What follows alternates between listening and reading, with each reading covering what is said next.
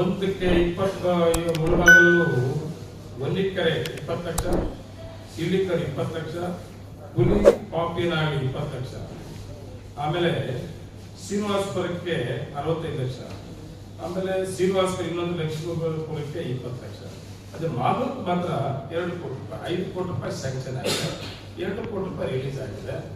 ಏನಪ್ಪ ಈಗ ಅದಕ್ಕೆ ಜಾಗ ನಾನು 5 ಕೋಟಿಲಿ ಅಂಬೇಡ್ಕರ್ ಭವನ ಕಟ್ಟಬೇಕು ಅಂತಿದೆ ಮಾಧವ ಅಂತ ಕೇಳ್ಕೊಂಡು ಅದ್ಯಾವ್ದು ಕಳಪೆ ಕಾಮಗಾರಿ ಯಾವಾಗ ಮಾಡಿಬಿಟ್ಬಿಟ್ಟವ್ರೆ. ನಾನು ಅಲ್ಲಿ ಕಟ್ಟೋದೇ ಬೇಡ, ನಂದೇ ಒಂದು ಸಪ್ರೇಟ್ ಅಂಬೇಡ್ಕರ್ ಭವನ ಆಗಬೇಕು ಅಂತೇಳಿ ಹೋಗಿ ಕೈ ಕಾಲಿಡಿದು ಕೇಳ್ಕೊಂಡು 5 ಕೋಟಿ ಅದನ್ನ 2 ಕೋಟಿ ರಿಲೀಸ್ ಮಾಡಿಸ್ಕೊಂಡಿದ್ದೀನಿ. 5 ಕೋಟಿ ಈಗಾಗಲೇ ನಾನು ಈಗ ಟಪ್ಪಲ್ವರಿ ಬಸ್ ಸ್ಟ್ಯಾಂಡ್ ಪಕ್ಕದಲ್ಲಿ ನಗರಸಭೆಗೆ ಮತ್ತೆ ಅಂಬೇಡ್ಕರ್ ಭವನಿಗೆ ಆ ಜಾಗ ಫಿಕ್ಸ್ ಮಾಡಬೇಕು. ಆ ಜಾಗ PWS ಇದೆ. ಈಗಾಗಲೇ ತಹಸೀಲ್ದಾರ್ ನಾವೆಲ್ಲ ಮಾತಾಡಿಕೊಂಡು ಒಂದು ಕಡೆ ನಗರಸಭೆ ಆಫೀಸು, ಇನ್ನೊಂದು ಕಡೆ 5 ಕೋಟಿಯಲ್ಲಿ ಅಲ್ಲಿ ನಾನು ಅಂಬೇಡ್ಕರ್ ಭವನ ನಂದೇ ಆದ ಒಂದು ರೀತಿಯಲ್ಲಿ ಕಟ್ಟಬೇಕು ಅಂತೇಳಿ ಈಗಾಗಲೇ 2 ಕೋಟಿ ರಿಲೀಸ್ ಆಗಿದೆ.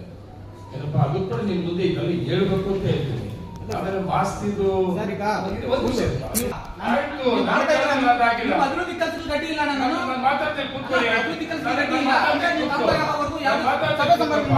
ನಾನೊಂದ್ ಕಡೆಯಿಂದ ಸರ್ಕಾರ ಒಂದ್ ಕಡೆ ನಂಗೆ ಸಹಕಾರ ಸಿಗ್ಲಿಲ್ಲ. ಇವತ್ತು ಏನೇನು ಬಂತು, ಆಯ್ತಪ್ಪ ಮಾಸ್ತಿದು ಹಾಸ್ಟೆಲ್ದು ನೀನು ಹೋಗಿದ್ದೆ, ಯಾರು ಹೋಗಿದ್ದು ನನಗೆ ಮಾಡ್ಸಕ್ಕಾಗಲಿಲ್ಲ. ಆಯ್ತು ಕೇಳ್ಕೊಂಡೆ, ಯಾವಾಗಲೂ ಫೈರ್ ಹಾಕಿದ್ದು ಅದು ಕಂಪ್ಲೀಟ್ ಮಾಡ್ರಿ, ಮಕ್ಳಿಗೆ ಅನುಕೂಲ ಆಗ್ತದೆ ಅಂತ ನಾನು ಸಂಬಳ ಕೊಡ್ಲಿಲ್ಲ. ಇವತ್ತೇನಾಗಿದೆ, ಕಂಪ್ಲೀಟ್ ಆಗಿದೆ ಕೆಲಸ, ಉದ್ಘಾಟನೆ ಕೂಡ ರೆಡಿ ಇದೆ. ಏನಪ್ಪ ಆಮೇಲೆ ಇದ್ರದ್ದು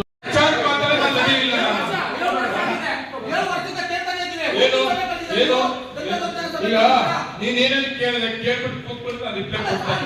ಹೇಳ್ತೀಯಪ್ಪ, ನೀನ್ ಕೈ ಕೊಟ್ಟಿರಪ್ಪ, ನೀನ್ ಕೈ ಕೊಟ್ವಿ, ನೀನೆಲ್ಲ ಕೇಳಿಬಿಟ್ಟು ಕೂತ್ಕೊಂಡಿದ್ರೆ ನೀನು ಕೇಳಿದಕ್ಕೆಲ್ಲ ಏನೇನು ಹೇಳ್ಬೇಕು ಅಂತ ನಾನು ಹೇಳ್ತಾ ಇದ್ದೆ. ನೀನು ಒಂದೇ ಸರಿ ಎಲ್ಲಿ ಹೋಗ್ಬಿಡು, ನೀನು ಎಲ್ಲಿಂದ ಎಲ್ಲೋದೆ? ಯಾವಾಗ್ಲೂ ಮಾತಾಡುವಾಗ ಬುದ್ಧಿಮಂತ ಮಾತಾಡ್ತೀಯ ಅಂತ ನಾನು ಟೈಮ್ ಕೊಡ್ತೀನಿ. ಆದರೆ ನಿನ್ನ ಎಲ್ಲ ಡೈವರ್ಟ್ ಹೋಗ್ತದೆ ವಿಷಯ. ನೋಡಿಯಪ್ಪ, ಒಳ್ಳೇದೇನೋ ಹೇಳಿದ್ರೆ ನಾನು ತುಂಬಾ ಸಮಾಧಾನವಾಗಿ ಕೇಳಾಗ ಹೇಳಿದ್ದೀನಿ. ಪ್ರತಿ ದಿವಸ ದಲಿತರ ಜೊತೆಲೆ ನಾನು ದುಡ್ಡು ಜೊತೆಲೆ ನಾನು ಪ್ರತಿದಿನ ಒತ್ತಾಗೋದು ಹೌದಪ್ಪ. ನೀನು ನಿನ್ನ ಸಲಹೆ ಕೊಡು, ಏನು ಆರಾಮಾಗಿ ಕೂತ್ಕೋ. ಮತ್ತೆ ಅದಕ್ಕೆ ಏನ್ ನಾನು ಏನ್ ಹೇಳ್ಬೇಕು, ಆಡಳಿತ ಏನ್ ಹೇಳ್ಬೇಕು ಕೇಳ್ಬೇಕಲ್ವಾ?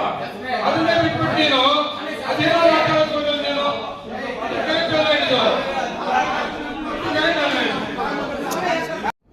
ಅಂಬೇಡ್ಕರ್ ಸಮುದಾಯ ಭವನಕ್ಕೆ ಕನಿಷ್ಠ ಮೂಲಭೂತ ಸೌಕರ್ಯಗಳನ್ನು ಒದಗಿಸಲಿಕ್ಕೆ ಇದುವರೆಗೂ ಸಾಧ್ಯ ಆಗಲಿಲ್ಲ. ಒಂದು. ಎರಡನೇ ಪ್ರಶ್ನೆ. ಮೂರನೇದು, ನಾವು ಆರೋಳಿ ಕ್ರಾಸ್ ಇಂದ ಹಿಡಿದು ರೈಲ್ವೆ ಬ್ರಿಡ್ಜ್ ವರೆಗೂ ಸಹ ಅಂಬೇಡ್ಕರ್ ರಸ್ತೆ ಅಂತೇಳಿ ನಾಮಕರಣವನ್ನಾಗಿದೆ. ಅದ್ರ ಬಗ್ಗೆ ಸ್ಥಳೀಯವಾಗಿರ್ತಕ್ಕಂಥ ಪುರಸಭೆ ಇದ್ದಾಗ ಈಗ ನಗರಸಭೆ ಆಗಿದೆ.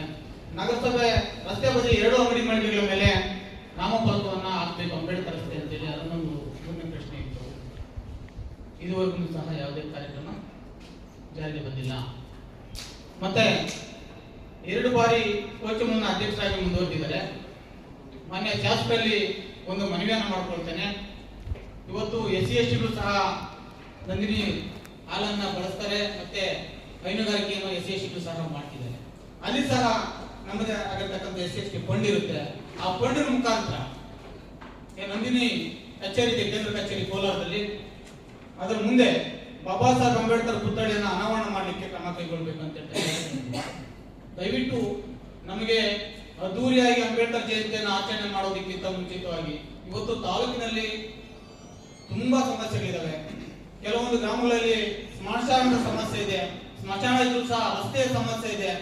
ಕೆಲವೊಂದು ಪಂಚಾಯತಿಗಳಲ್ಲಿ ಮನೆ ಇಲ್ಲತಕ್ಕಂಥ ಜನ ಇದ್ದಾರೆ. ನೀವೀಗ ಹಕ್ಕುಪತ್ರಗಳನ್ನು ಕೊಡ್ತೀರಾ ಅಂತೇಳಿ 10,000 ಹಕ್ಕುಪತ್ರ ಕೊಡ್ತೀವಿ ಅಂತ ಹೇಳಿದ್ದೀರಾ. ಸೊ ಹಕ್ಕುಪತ್ರ ಕೊಟ್ಟು ಎಷ್ಟು SC/ST ಫಲಾನುಭವಿಗಳನ್ನು ಆಯ್ಕೆ ಮಾಡಿರತಕ್ಕಂಥದ್ದು ನಿಖರವಾಗಿ ಮಾಹಿತಿ ಇಲ್ಲ.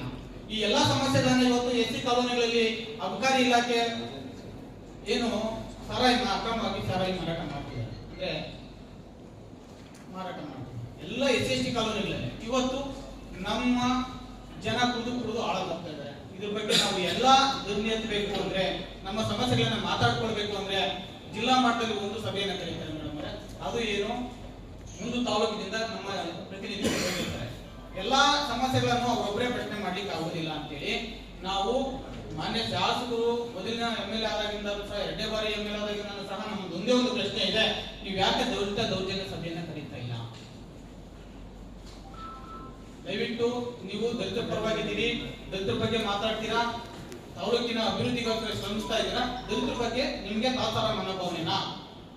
ದಯವಿಟ್ಟು ಅಂಬೇಡ್ಕರ್ ಜಯಂತಿ ಮಾಡಿದ ತಕ್ಷಣನೇ ನಾವೇನು ಅಂಬೇಡ್ಕರ್ ಜಯಂತಿ ಪ್ರತಿಯೊಬ್ಬರು ಮನೆಗಳಲ್ಲಿ ಮಾಡ್ತಾರೆ, ಮನೆಗಳಲ್ಲಿ ಇರ್ತದೆ ಅಂಬೇಡ್ಕರ್ ಅಂತಕ್ಕಂಥದ್ದು. ಇವತ್ತು ದಲಿತರ ಮೇಲೆ ನಿರಂತರವಾಗಿ ದೌರ್ಜನ್ಯ ದಬ್ಬಾಳಿಕೆ ನಡೀತಾನೆ ಇದ್ದಾವೆ. ಆದ್ರೆ ಇದುವರೆಗೂ ಸಹ ಯಾವುದೇ ರೀತಿ ಆಕ್ಷನ್ ಆಗ್ತಾ ಇಲ್ಲ. ಯಾಕೆ? ಕಳೆದ ಬಾರಿ ಹೇಳಿದ್ರು, ನಾವು ಕೇಳಿದಾಗ ಶಿವಕುಮಾರ್ ಒಂದು ಡೇಟ್ ಫಿಕ್ಸ್ ಮಾಡಿ, ರಮೇಶ್ ಸರ್ ಇದ್ರು ಡೇಟ್ ಫಿಕ್ಸ್ ಮಾಡಿ ಕರೀರಿ ದಲಿತ ದೌರ್ಜನ್ಯ ಸಭೆ ಅಂತ. ನಮ್ಮ ಸಮಸ್ಯೆಗಳನ್ನ ಹೇಳ್ಕೊಳ್ಳೋದಕ್ಕೆ ನಮ್ಗೆ ಅವಕಾಶ ಇಲ್ಲ ಅಂದಾಗ ಅದು ಯಾವ ರೀತಿ ನೀವು ದಲಿತರ ಪರವಾಗಿ ಆಡಳಿತ ಮಾಡ್ತಿದ್ದೀರಿ ನೀವು, ಅಥವಾ ದಲಿತ ವಿರೋಧಿ ಇಲ್ಲ ಅಂದ್ರೆ ನಮ್ಮ ಸಮಸ್ಯೆಗಳನ್ನ ಕೇಳ್ಕೊಳ್ಳಿಕ್ಕೆ ನಿಮ್ಗೆ ಅವಕಾಶ ಕೊಡಿ ಅಂತ ಕೇಳ್ಕೊಳ್ಳೋದಪ್ಪ ಮಾಡ್ತೀರಾ ನೀವು? ನಾವು ಕರೆದಿರ್ತೀರಾ, ರಾಷ್ಟ್ರೀಯ ಆಚರಣಾ ಸಮಿತಿ ಅಧ್ಯಕ್ಷ ನೀವು ಇದ್ದೀರಿ, MLA ಸಾಹೇಬರು ಇದ್ದಾರೆ, ನಾವು ಬಂದ್ರು ಅಂಬೇಡ್ಕರ್ ಜಯಂತಿ ಮಾಡ್ತೀರಾ, ಬಂದ್ರು ಮಾಡ್ತೀರಾ. ಆದ್ರೆ ನಮ್ಮ ಸಮಸ್ಯೆಗಳಾಗಿ ಇಟ್ಕೊಂಡು ನೀವು ಅಂಬೇಡ್ಕರ್ ಜಯಂತಿನ ಆಚರಣೆ ಮಾಡ್ತಕ್ಕಂಥದ್ದು ಎಷ್ಟು ಸರಿ? ದಯವಿಟ್ಟು ನೀವು ಮೊದಲಿಗೆ ಪರಿಶಿಷ್ಟ ಪಂಗಡ ಮತ್ತು ಪರಿಶಿಷ್ಟ ಜಾತಿಗಳ ದೌರ್ಜನ್ಯ ಸಭೆಯನ್ನ ಯಾವಾಗ ಕರೀತೀರ ಮಾಡಿ. ಬಟ್ ಆಮೇಲೆ ತಲೆ ಅನ್ನೋದಕ್ಕಿಂತ ಇದು ನಮ್ಮ ಒಕ್ಕೊತ್ತಾಯ, ತಲೆ ಅಲ್ಲ. ಆಮೇಲೆ ನೆನೆ ಇನ್ನೊಂದು, ನಿಮ್ಮ ಅಕ್ಕಪಕ್ಕದಲ್ಲಿರ್ತಕ್ಕಂಥವರೆಲ್ಲ ಜಾತಿವಾದಿಗಳನ್ನ ಇಟ್ಕೊಂಡಿದ್ದೀರಾ. ಒಂದು ಯಾಕಂದ್ರೆ ನಾನೀಗ ಬಾಬಾ ಸಾಹೇಬ್ ಅಂಬೇಡ್ಕರ್ ಅವರ ಪುತ್ಥಳಿ ಅನಾವರಣಕ್ಕೆ ಮೊನ್ನೆ ಜಿಲ್ಲಾಧಿಕಾರಿಗಳು ಒಂದು ಸುತ್ತೋಲೆಯನ್ನು ಕೊಟ್ಟಿದ್ದಾರೆ, ಒಂದು ಲೇಖನ ಕೊಟ್ಟಿದ್ದಾರೆ, ನಂದಿನಿಪಾಲ ಇಲಾಖೆ ಕೊಟ್ಟಿದ್ದಾರೆ. ಸಾಕು ಅದ್ರ ಕೊಡಿ, ಇಲ್ಲ ಇಲ್ಲ ಅಂತೇಳಿ ಇಲ್ಲಿ ಬಂದು ದೇವಿಗೆ ಕೇಳಬೇಕಂತೇಳಿ ಅಲ್ಲಿ ಸಹ ನೀವು ವ್ಯಾಪಾರ ಮನೋಭಾವನೆಯಿಂದ ಮಾತಾಡ್ತಕ್ಕಂಥದ್ದು ನೋಡಿ. ಮಾತಾಡ್ತಾರೆ